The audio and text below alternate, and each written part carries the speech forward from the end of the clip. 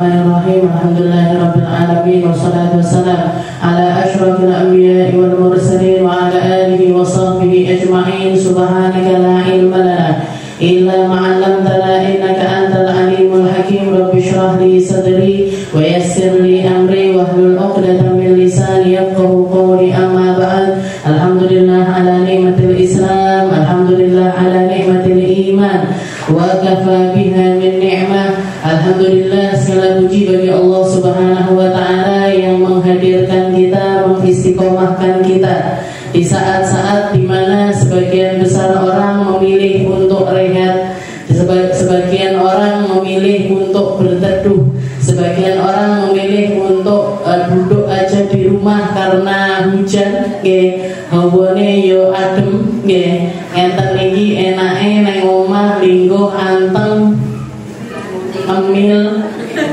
mam soto tapi kita diperkenankan sama Allah Ta'ala untuk hadir, jenengan panggah ngaji, jenengan panggah pikiran, jenengan tetap istiqomah untuk hadir di tempat-tempat semacam ini. Semoga apa yang kita usahakan ini dipandang sama Allah Ta'ala.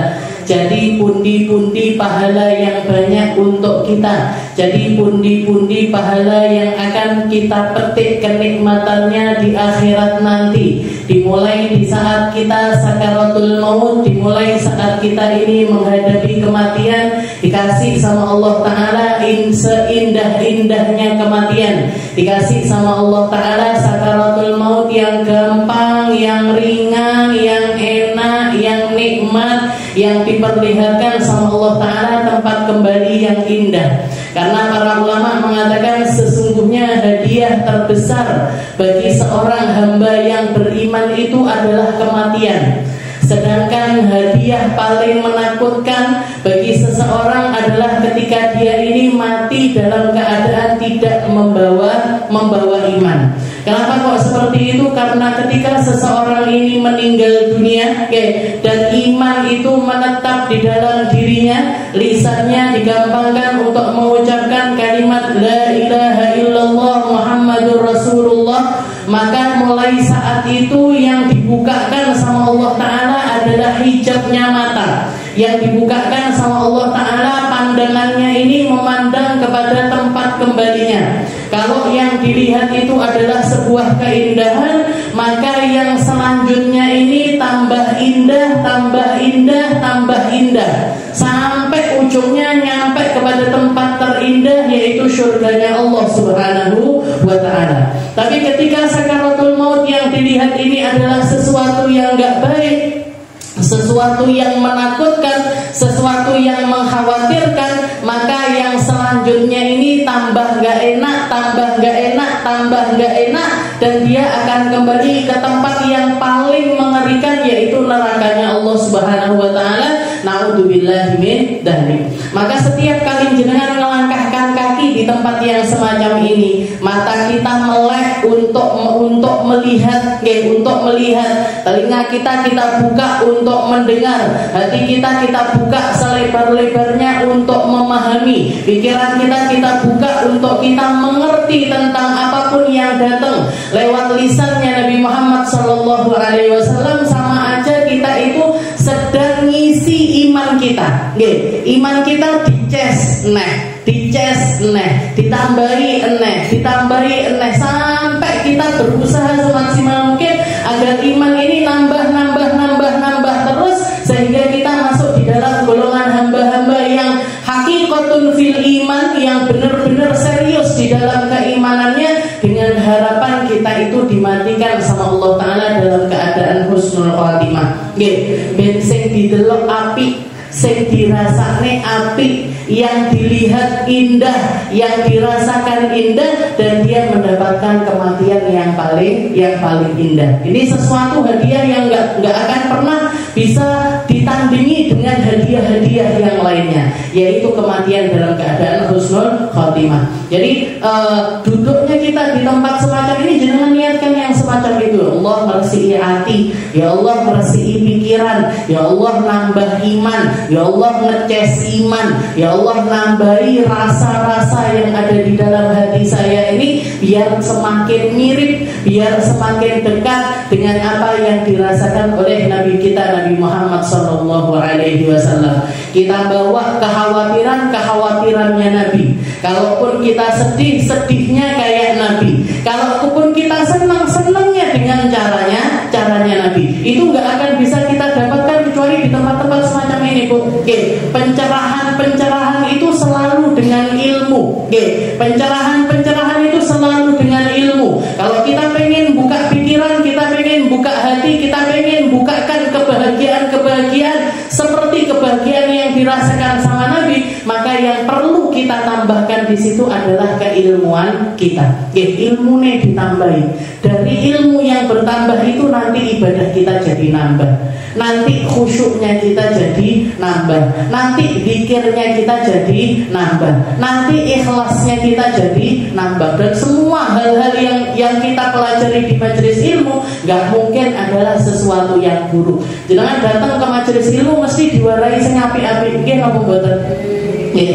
Lah enek majelis ilmu kok marahi sing ndak apik, nggih. Marahi perpecahan, bikin orang adu domba, isinya caci maki, kata-kata yang buruk dan lain sebagainya, nggak usah ditekani majelis-majelis yang semacam itu. Kita hadir di tempat-tempat yang mulia, kita hadiri tempat-tempat yang mulia, dan jenengan alhamdulillah dikupengi, Bu, dikupengi sama tempat-tempat yang mulia. Di sebelah sana ada Al-Bahjah, di sebelah sini ada Masjid Al-Ikhlas, juga banyak kegiatan. Di tempatnya Yai Imam juga banyak kegiatan. Di pesantrennya Nurul Huda juga banyak kegiatan. Di Asyifa juga ada kegiatan. Jenengan hadir.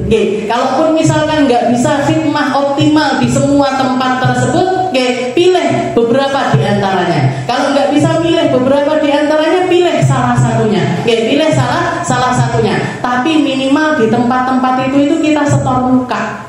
Setor muka ben daftar. Rekenane itu kita nyari member, Bu. Tahu member nggih? Nanti daftar. Oh, aku yo anggotane Al-Bahjah. Aku yo anggotane masjid. Aku yo anggotane majelis iki. Aku yo anggotane majelis iki. Jadi nanti di akhirat itu aku sing ndi yo? Nggih. Jenengan iso milih. Lek orang daftar belas, aku arep melok endi? Rono ora tahu, tinggal akhirnya. Dan kalau kita jalan sendiri menuju Allah Ta'ala, mau masuk surga sendirian itu, Bu, terlalu sulit. Ibadahnya kita seberapa, sholatnya kita seberapa, sedekahnya kita seberapa. Kalau daftar masuk surga sendirian itu kayaknya kok sulit sekali. Nanti jangan daftar sing rombongan.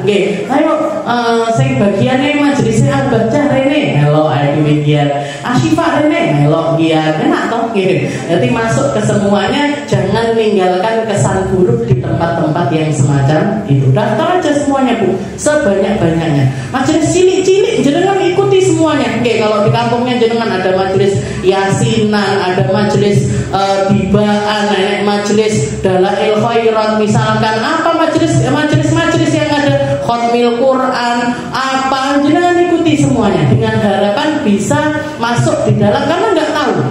Jadi belum tentu yang besar itu menyelamatkan, yang kecil itu nggak menyelamatkan. Dan belum tentu yang besar itu lebih ikhlas daripada yang kecil. Masuk aja semuanya, mana yang nanti bisa kita jadikan jalan kita, jadi jembatannya kita menuju Allah Subhanahu wa Ta'ala, jadi jembatannya kita untuk dekat sama Nabi Muhammad SAW. Yang penting di situ tempatnya baik, tempatnya terhormat, nggak ada pelanggaran syariat, yang diajarkan adalah perkara-perkara yang baik. Ikuti aja semuanya. Ikuti aja semuanya, jangan ditinggalkan, apalagi sampai meremehkan. Apalagi sampai meremehkan. Ngaji malam Senin wonge mek sak mono-mono ya, tak sing gede-gede tok ae. Anggone Asyifa, anggone Al-Bahjah. Ini kan kita kan yo rekenane nggih majelis kecil. Kalau dibandingkan majelis-majelis yang lainnya ndak apa-apa. Mangga melok jenengan. Malam Senin saya daftar di sini, malam Selasa nang dine, malam Rebo nang dine. Jadi kalau bisa setiap waktu kita ini bermanfaat, kalau bisa setiap waktu kita ini dekatkan kita kepada Allah Subhanahu wa taala, dekatkan kita kepada Nabi Muhammad sallallahu alaihi wasallam, ikuti. Nggih. Tapi kewajibannya juga jangan ditinggalkan. Nggih. Kewajiban pendidikan anak di rumah yo harus diprioritaskan, khidmahnya kita sama suami juga harus diprioritaskan. Kalau masih punya orang tua, maka orang tua khidmah sama orang tua juga harus menjadi sebuah prioritas. Jadi jangan sampai kita ngambil satu kebaikan meninggalkan kebaikan yang lain, jangan. Nggih. Jadi yang proporsional. Makanya didelok-delok nggih, aku ndak iso lek melok kabeh ndak iso. Ya sudah, ambil beberapa. Beberapa ndak bisa, ya ambil salah satunya. Nggih, ambil salah satunya sing tenanan, sing istiqomah, yang kita benar-benar serius di tempat tersebut nggih. Karena sesungguhnya katanya Nabi Muhammad nggih, al istiqomah khairun min alfi karamah. Nggih, satu perkara kita istiqomahkan itu lebih baik daripada kita ini ngambil berbagai macam bentuk ibadah tapi tidak istiqomah. Nggih. Jadi jenengan ngaji, kono ditekani, nggih. Tempat mana-mana kita datangi, tapi nggak ada satupun yang istiqomah, nggih. Tapi nggak ada satupun yang kita rutin duduk di tempat tersebut, itu keberkahannya juga kurang, nggih. Masih lebih baik kita ini nekuni satu perkara, satu tempat tapi istiqomah ketimbang semua tempat didatangi tapi nggak ada istiqomahnya.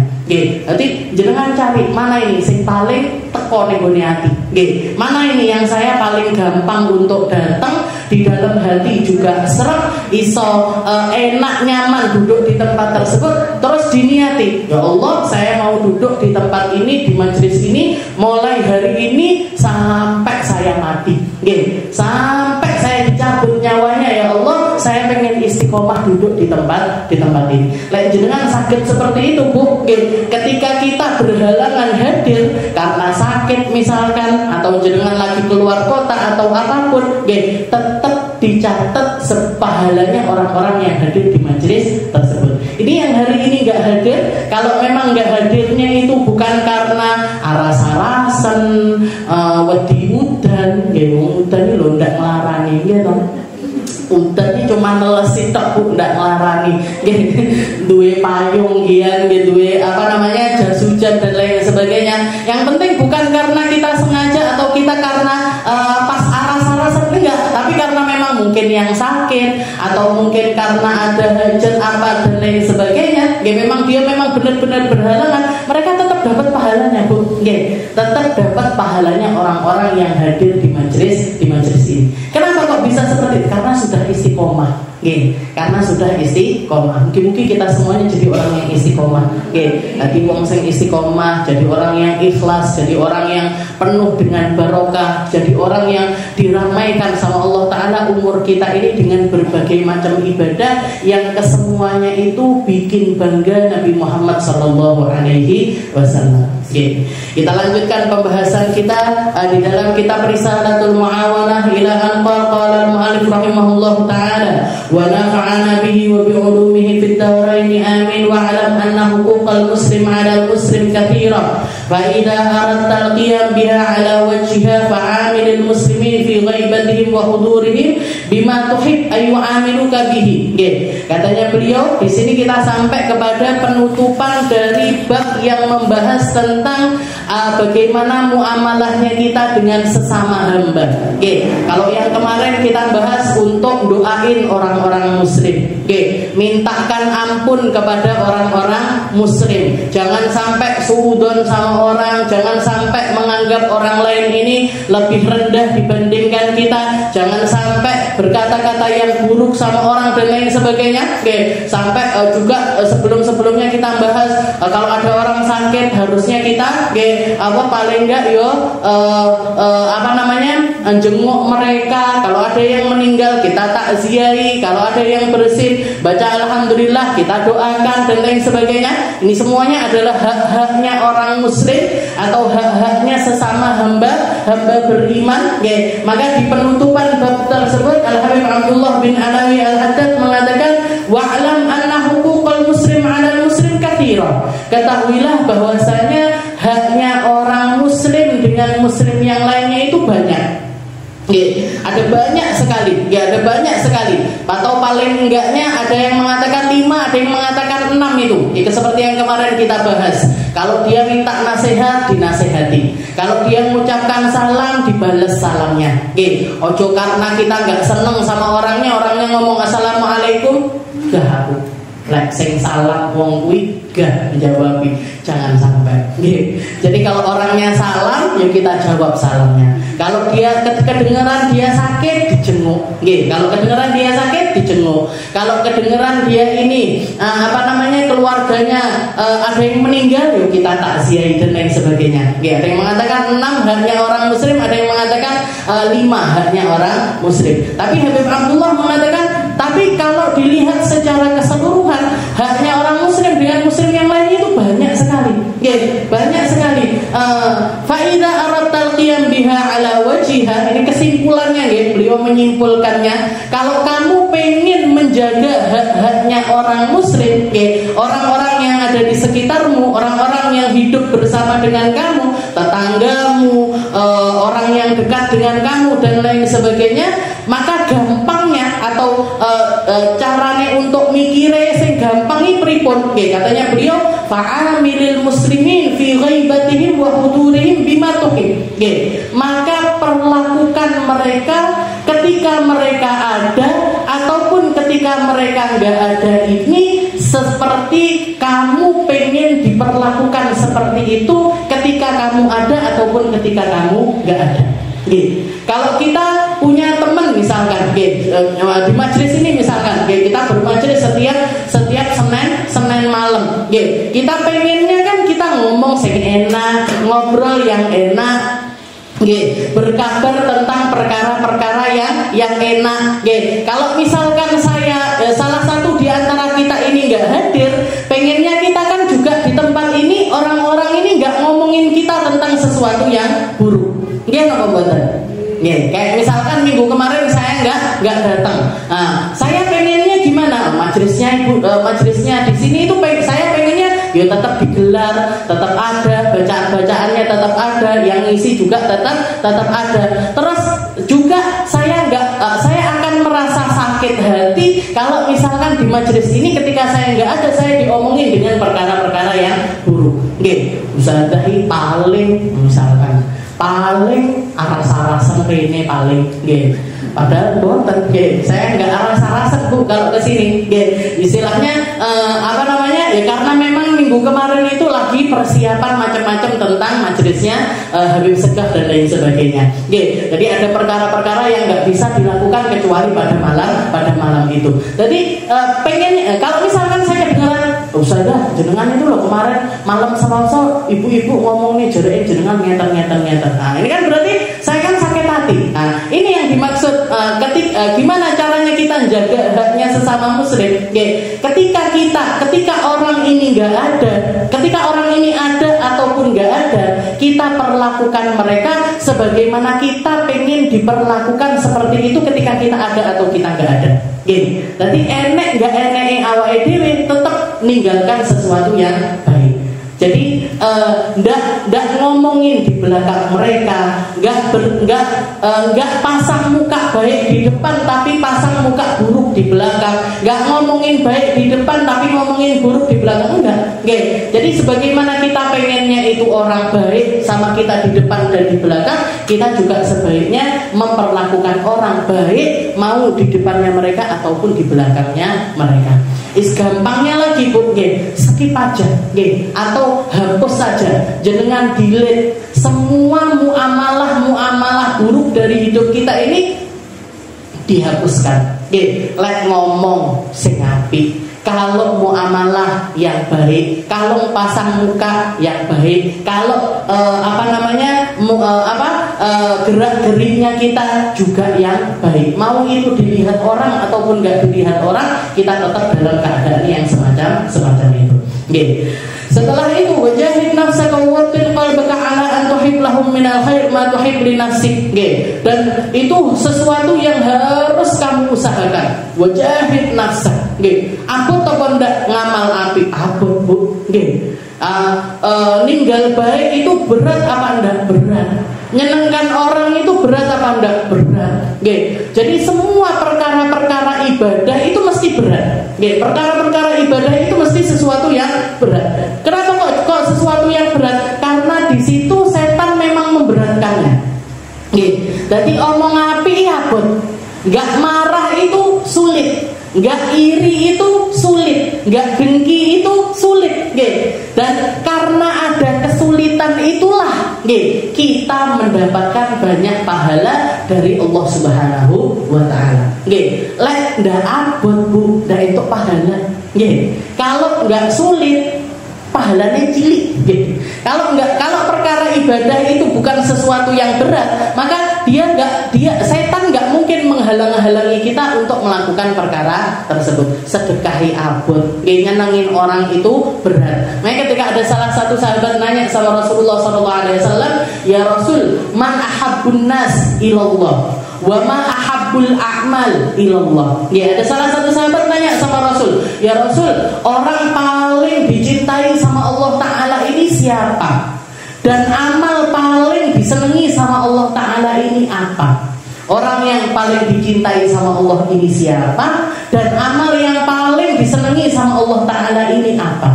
Maka Rasulullah SAW mengatakan, inna ahabbun nasi ilallah anfa'uhum linnas. Katanya Nabi Muhammad, orang yang paling dicintai sama Allah Ta'ala adalah yang paling bermanfaat untuk orang lain. Yang paling dibutuhkan sama orang, dialah orang yang paling dicinta sama Allah Ta'ala. Kalau misalkan kita lagi repot, misalkan kayak kemarin, Majelis Al-Wasilah bikin gelaran maulutan, Siapa ini? Di antara orang-orang yang hadir, yang terima tamu, yang masak, yang nyepakne ini, tim hadroh, semua yang ada di tempat tersebut ini, yang paling dicintai sama Allah Ta'ala ini siapa? Bukan saya, Bu, bukan penceramahnya. Saya kan yo ceramah tapi mek titik gitu. Bukan juga tim hadroh belum tentu. Yang hadir belum tentu. Yang yang terima tamu belum tentu. Yang beber karpet durung mesti. Yang masak-masak belum tentu.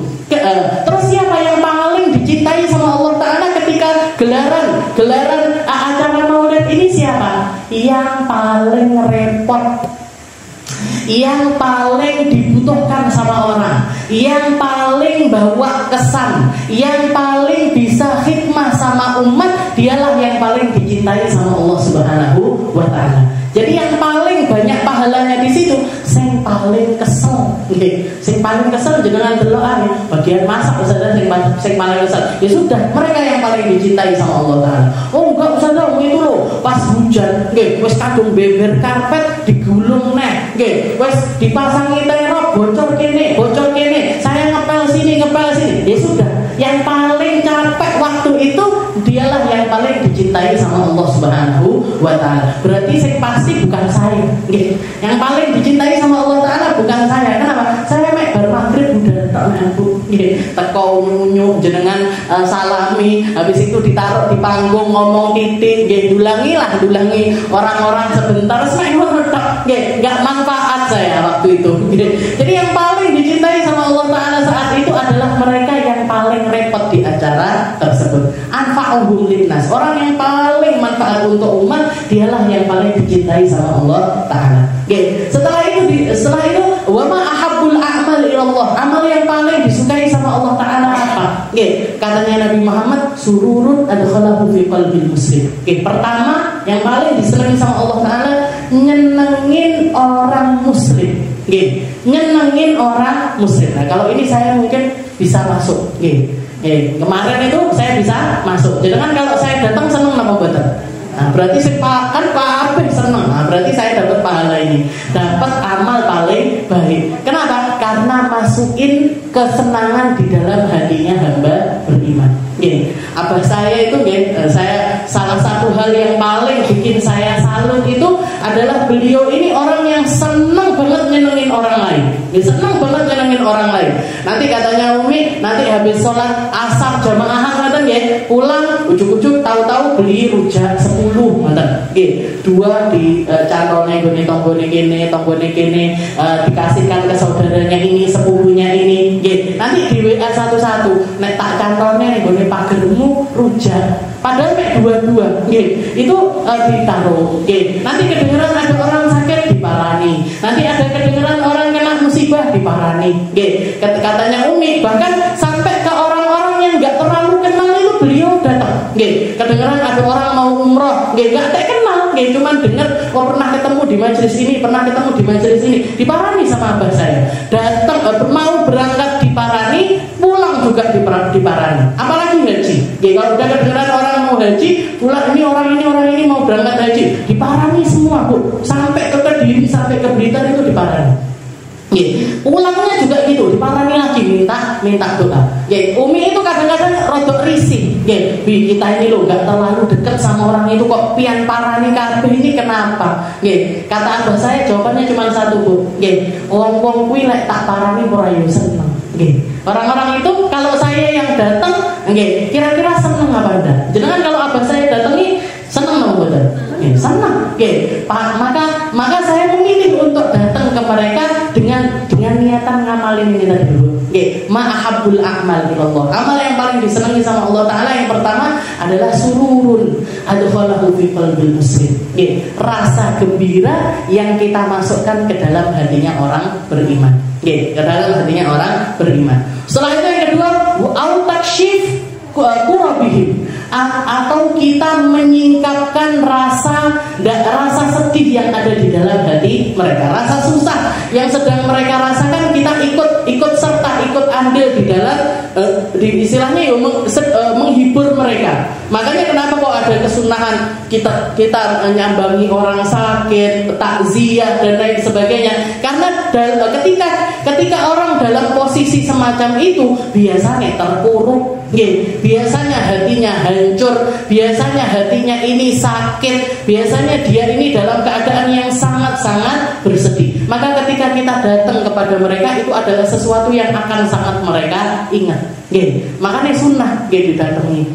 Apalagi ketika salah satu hadis yang lain Rasulullah juga mengatakan, man farraja an muslim kurbatan min kurabid dunya farrajallahu lahu kurbatan min kurabi yaumil qiyamah. Barang siapa yang bebaskan orang dari rasa galau atau rasa sedih dari kesedihan dunia, maka Allah Ta'ala akan membebaskan bagi dia rasa sedih ataupun beban-beban yang terjadi nanti di hari kiamat. Kesumpekan dunia sama kesumpekan akhirat itu nggak ada bandingannya, Bu. Sumpahnya kita di dunia ini paling goro-goro apa? Paling gara-gara apa? Paling cuman karena sesuatu yang kecil-kecil. Kalau sumpah di dunia itu remeh-remeh. Jangan pengen kolak, bakul kolaknya tutup misalkan. Jangan pengen soto, dibae sotone ora dodol. Jadi paling cuman hal-hal semacam itu. Ini kalau kita merhatiin orang tentang perkara kecil-kecil semacam ini, jangan ketemu orang, nyari apa, Bu? Oh, saya nyari soto, tiba-tiba bakul sotone tutup. Oh, kebetulan saya di rumah lagi masak soto, padahal nggak masak soto. Jangan langsung pulang ke rumah, cepet-cepet ada bumbu dan lain. Jangan masaknya soto, jangan hidangkan untuk orang tersebut. Itu pahalanya luar biasa. Ini kita lagi nyenengin orang, selain nyenengin orang juga bebaskan dia dari kesumpekan yang melanda hatinya. Itu pahalanya luar biasa di sisi Allah Ta'ala. Apa janjinya Allah? Nanti kesumpekannya dia di akhirat dibebasin sama Allah Ta'ala.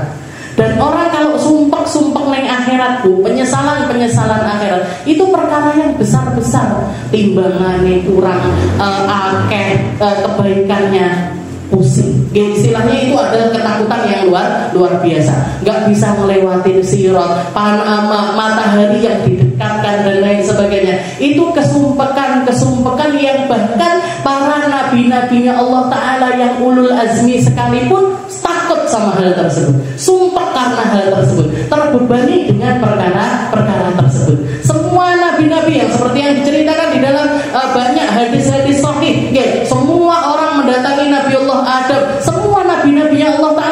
disambati, ketika dimintai tolong, semuanya jawabannya sama. Semuanya menjawab dengan perkataan yang sama. Inna rabbi ghadabal yaum bi ghadabin lam yaghdab qablahu wala ba'dahu mithlah. Katanya para nabi-nabi itu ketika disambati semuanya mengatakan enggak bisa, saya enggak berani. Hari ini Allah Ta'ala lagi marah dengan kemarahan yang belum pernah Allah Ta'ala marah seperti itu sebelumnya ataupun setelahnya. Enggak pernah Allah Ta'ala marah seperti itu. Nafsi. Semuanya mengatakan dewi. Nabi Musa diparani dewi. Nabi Isa diparani dewi. Nabi Ibrahim diparani dewi. Cuma Nabi Muhammad SAW yang mengatakan ana laha. Aku tak semani. Saya tak yang berani ngadep kepada Allah. Semuanya sumpah, Bu. Semuanya terbebani dengan beban akhirat. Nabi Musa diceritakan dia yang membebani beliau sehingga beliau enggak berani ngadep kepada Allah Ta'ala karena selama hidupnya pernah bohong 3 kali. Dan bohongnya ini semuanya karena Allah Ta'ala. Bohongnya ini semuanya karena untuk memahangkan umat tentang Allah Subhanahu wa Ta'ala. Tapi itu terngiang-ngiang di depan matanya Nabiullah Musa. Kita nanti di akhirat juga kayak gitu, Bu. Di akhirat itu diingatan kita seumur hidup atas semua kesalahan kita kabeh ketok ning gone moto, Bu. Pernah gini, pernah nyakitin ini, pernah ngomong kayak gini, pernah muamalah kayak gini, semuanya membebani kita di atas kedua mata kita. Itu yang bikin semua orang serentak sak mahsyar itu gak keluar kalimat kecuali mengatakan Rabbi salim.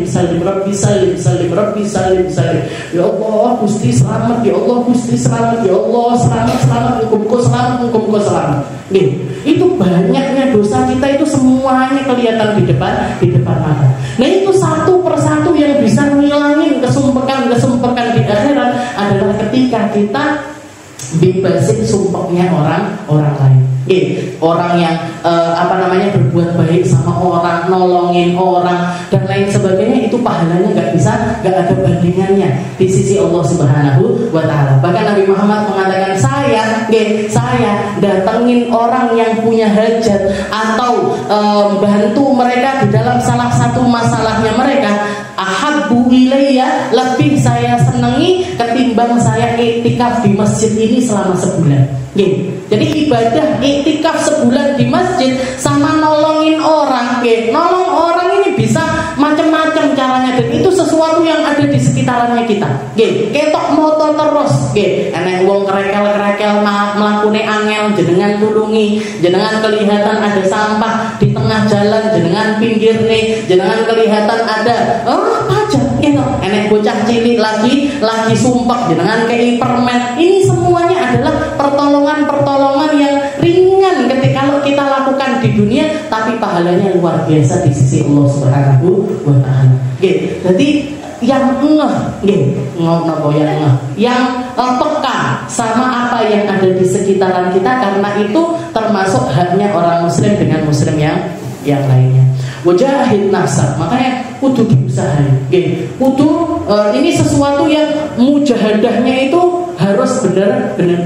Jadi sesuatu yang harus kita perjuangkan. Watin qalbak ala an tuhib lahu minal khair ma tuhib li nafsik.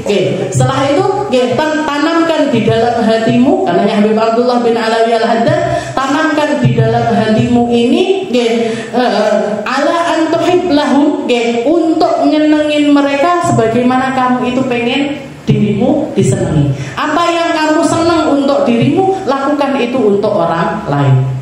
Kamu senangnya dipuji, puji orang lain. Kamu senangnya dengerin orang lain. Kamu senangnya bantuin orang lain.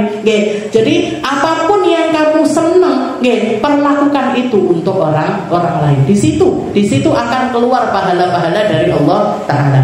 Wa takrahu minasyarri ma takrah li nafsi, dan bencilah untuk melakukan sesuatu kepada orang lain sebagaimana kamu membenci hal itu datang kepada diri.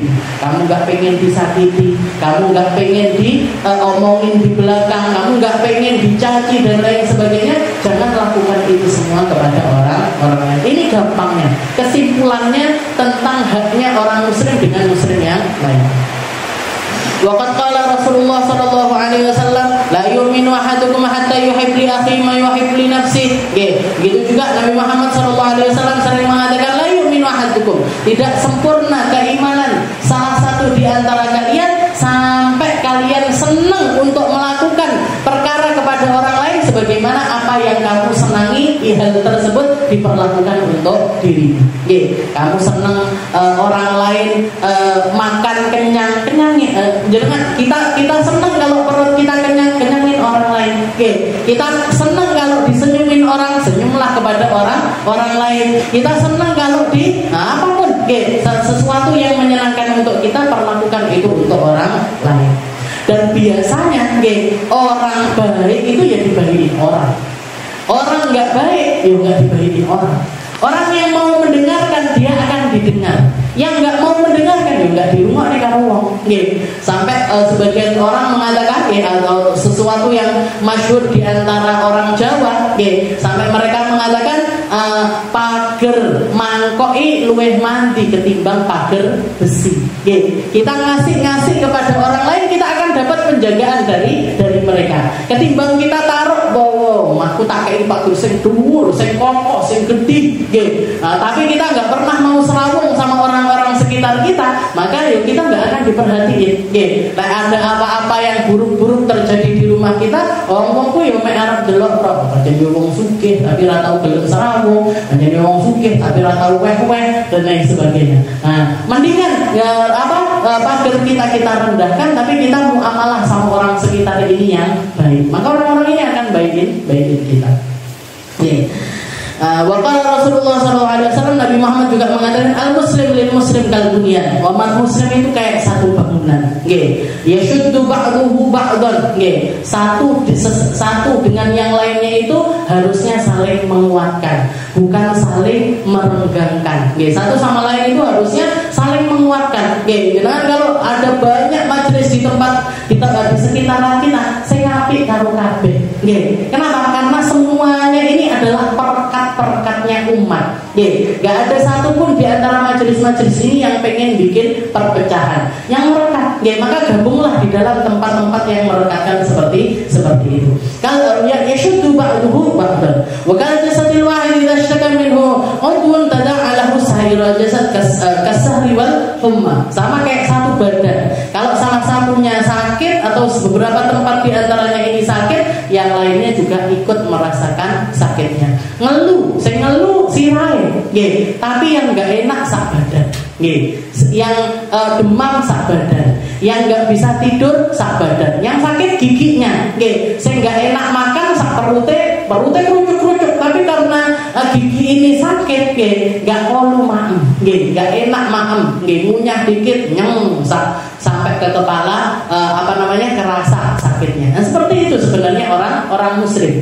Satu sakit yang lainnya ikut sakit, satu sedih yang lainnya ikut sedih, satu senang, satu bagian senang atau sehat, maka yang sehat juga seluruh badannya. Waqala Yahya bin Mu'adz rahimahullah. Ini saya selesaikan. Babnya tinggal sedikit. Waqala Yahya bin Mu'adz rahimahullah, "Idza tastati' an tanfa'al muslimin fala tadurhum." Gampangnya juga ada perkataan dari salah satu ulama yang bernama Yahya bin Mu'adz. Beliau mengatakan, "Idza tastati' an tanfa'al muslimin fala tadurhum." Kalau kamu enggak bisa ngasih manfaat untuk orang, jangan membahayakan mereka. Kalau nggak bisa ngasih sesuatu kepada orang, maka jangan sampai kamu itu ikut membahayakan mereka. Wa idza lam tastati' an tasurhum fala tasuhum. Kalau kamu nggak bisa nyenengin orang, jangan bikin susah orang. Kalau kamu nggak bisa nyenengin orang, maka jangan bikin susah orang. Wa idza lam tastati' an tafrahum fala tagumuhum. Kalau kamu nggak bisa nyenengin, bikin kasih kesenangan kepada orang, jangan bikin orang sumpah. Jangan bikin orang sumpah. Wa idza lam tastati' an tamdahum fala tadumuhum. Kalau nggak bisa muji orang, jangan nyaci orang. Kalau nggak bisa muji kepada orang lain, maka jangan kamu itu jadi seorang pencaci. Gampangnya ini seperti yang dikatakan sama Nabi Muhammad, la yu'minu ahadukum hatta man kana yu'minu billahi wal yawmil akhir falyaqul yasmut. Kalau kamu itu orang yang beriman, kalau nggak bisa ngomong yang baik, menang. Kalau nggak bisa ngomong yang baik, diem aja. Nah ini juga, ini perkataannya Yahya bin Mu'adz ini, kalau nggak bisa muji orang, jangan nyaci orang. Kalau abah saya sering bilang, kalau iso ninggalin api, ngapain ninggalin keburukan? Kalau bisa ngomong baik, kenapa harus ngomong yang nggak baik? Kalau bisa nyenengin orang, kenapa harus bikin orang susah? Jadi dimanapun tempat, kalau kita punya pikiran kayak gini, Bu, aku harus ninggal api, aku harus ngomong api, aku mau melakukan sesuatu yang terbaik. Nah, ini lakukan yang semacam ini. Nah, kalaupun kita nggak bisa jadi orang-orang yang meninggalkan sesuatu yang baik, maka jangan meninggalkan sesuatu yang buruk. Kasih kesan yang baik kepada semua orang. Dimanapun kita duduk, dimanapun kita berada, tinggalkan yang baik-baik di tempat tersebut. Wa qala Sayyidi Muhyiddin Abdul Qadir Al-Jailani radhiyallahu anhu. Jangan mesti sampun kenal semuanya sama Syekh Abdul Qadir Al-Jailani atau yang dikenal dengan Muhyiddin. Beliau itu julukannya Muhyiddin, penghidup agama. Yang orang Jawa seringkali baca manaqibnya, seringkali baca di mana-mana dibaca manaqibnya Syekh Abdul Qadir Al-Jailani. Yang ketika ada satu orang non muslim mengatakan, nabinya umat muslim itu tidak keren. Yang keren itu nabinya orang Nasrani. Nabinya orang Nasrani itu bisa nyembuhin orang buta, bisa ngidupin yang sudah mati, bisa dihidupkan kembali. Nggak keren. Nabinya umat Islam itu katanya nggak keren, Bu. Maka Syekh Abdul Qadir Jailani ini mengatakan nggak usah nabi nih. Umatnya Nabi Muhammad aja bisa menghidupkan sesuatu yang sudah mati. Mana buktinya? Maka beliau dikatakan minta hidangan, dihidangkan di depannya ini ayam yang sudah dimasak, Bu. Sudah dimasak, dimakan sama beliau sampai habis. Setelah habis, beliau mengatakan biidznillah, bangun kamu dengan izinnya Allah. Ini tulang-tulang itu ngerakit lagi kembali, terbungkus dengan daging, dengan darah ini, kulit dan lain sebagainya. Bermono melakukan kucuk. Katanya beliau nggak usah nabinya umat Islam, nabinya umat Islam bisa menghidupkan sesuatu yang sudah. Itu Syekh Abdul Qadir Al-Jailani. Julukannya beliau Muhyiddin. Di zamannya beliau itu dikenal sebagai Sultanul Aulia. Jadi rajanya wali. Rajanya wali di zamannya beliau itu adalah Syekh Abdul Qadir Al-Jailani. Salah satu kata-kata hikmah yang pernah beliau katakan, kun ma'al haq ka'an la khalaq, wa kun ma'al khalaq ka'an la nafas. Kamu itu kalau mau punya prinsip hidup, jadilah seseorang yang kun ma'al haq ka'an la khalaq. Kalau kamu sedang di hadapannya Allah Subhanahu wa taala, anggap nggak ada siapapun yang ada di sekitaranmu. Jadi kalau kita ngaji, kalau kita baca Al-Quran misalkan, kita baca Al-Quran, anggap nggak ada orang di sekitaran kita. Kita lagi ngobrol sama Allah Ta'ala. Kalau kita lagi sholat, anggap nggak ada siapa-siapa. Kita lagi fokus ngadep Allah Subhanahu wa Ta'ala. Jangan mau sedekah, anggap nggak ada orang yang melihat, karena kita sedang muamalah kepada Allah Subhanahu wa Ta'ala. Kun ma'al haqqi ka'an la khalaq. Katanya beliau, kalau kamu mau jadi orang yang istimewa di sisi Allah, di sisi manusia, kalau kamu mau jadi orang yang mulia di sisi Allah, di sisi manusia, kalau kamu lagi muamalah sama Allah, anggap nggak ada siapa-siapa. Anggap nggak ada siapapun yang melihat. Nanti ngaji, antara kita ngaji sendiri sama ngaji di hadapan orang sama. Nggak terus pas ngaji dewe, Bismillahirrahmanirrahim, Alhamdulillahirrahmanirrahim. Yasin coba lek ngaji dewe. Tapi lek pas mimpi ngaji, Yasin wal Qur'anil Hakim. Hae kudu jelas, kafe kudu jelas, semua pendek harus jelas. Nah ini biasanya orang kan kayak gitu. Nah ini salah, Bu. Kayak istilahnya kita kalau di hadapan manusia anggap gak ada siapa-siapa. Kenapa? Karena kita lagi muamalah muamalah sama Allah Subhanahu wa ta'ala. Ini prinsipnya Syekh Abdul Qadir Al-Jailani. Nggih, kun ma'al haqqi ka'an la khalaq. Nggih, jadilah kamu di hadapan zat yang maha hak yaitu Allah taala seakan-akan enggak ada siapapun. Nggih, wa kun ma'al khalaq ka'an la nafas. Dan ketika kamu sama orang, ketika kamu bersama dengan manusia, anggap kamu itu enggak ada. Anggap dirimu ini enggak ada. Jadi yang dilihat apa? Yang kita lakukan apa? Kalau kita di hadapan manusia, yang kita lakukan apa? Lakukan apa yang menjadi kesenangannya orang, bukan kesenanganmu. Lakukan apa yang diridhoi orang, bukan apa yang kamu ridhoi. Lakukan persembahkan kepada orang sesuatu yang terbaik, gak usah mikirin tentang dirimu sendiri. Ini prinsip hidupnya Nabi Muhammad SAW. Makanya beliau dicinta sama Allah, dicinta sama manusia. Karena ketika beliau bersama Allah Ta'ala, beliau gak mereka siapa-siapa. Ya, enggak mereka siapa-siapa. Yang dikatakan sama Sayyidah Aisyah, dia sholat sampai hatta yatawarram qadamah, sampai kakinya bengkak. Katanya Sayyidah Aisyah, ya Rasul, jenengan ini loh orang yang sudah dihapus semua dosanya. Awaluhu wa akhiruhu, awal akhir dihapus, didapat jaminan surga. Wa anta taf'al kama hadza, dan jenengan melakukan hal yang semacam ini. Katanya Nabi Nuh, nggih, afala akunu abdan syakura. Saya cuma pengen jadi orang yang tahu terima kasih sama Allah Ta'ala. Ini kan beliau lagi muamalah sama Allah, gak ngereken bu, kakinya bengkak kah, dilihat orang kah, gak dilihat orang kah, lagi di rumah kah, lagi di masjid lah, lagi dimanapun, selama beliau sama Allah Ta'ala, beliau gak ngereken siapa-siapa. Sayyidah Aisyah juga mengatakan, Rasulullah itu kalau di rumah keahadinan, kayak salah satu di antara kita ngobrol-ngobrol, guyon-guyon, lah ketok enek sing reget diresi, kalau bajunya lagi robek dijahit sama Nabi, kalau beliau pengen masak ya beliau masak, tapi kalau sudah dengar azan, ka'annahu la yarona, katanya Sayyidah Aisyah, kayak beliau itu nggak kenal sama kita, langsung berdiri, langsung berangkat sholat. Itu Nabi Muhammad. Jadi kalau sudah di hadapannya Allah nggak mereken siapa-siapa. Tapi kalau di hadapan manusia, muamalahnya beliau sama sesama, muamalahnya beliau kepada orang yang ada di sekitarnya, ka'anla nafas. Ego dirinya ini dihilangkan, egoismenya itu dihilangkan. Yang dicari ridhonya orang, senengnya orang, apa yang bisa bikin orang-orang yang ada di sekitarnya ini marah. Beliau muji putrinya Sayyidah Fatimah, katanya Nabi, Fatimah bid'atun minni,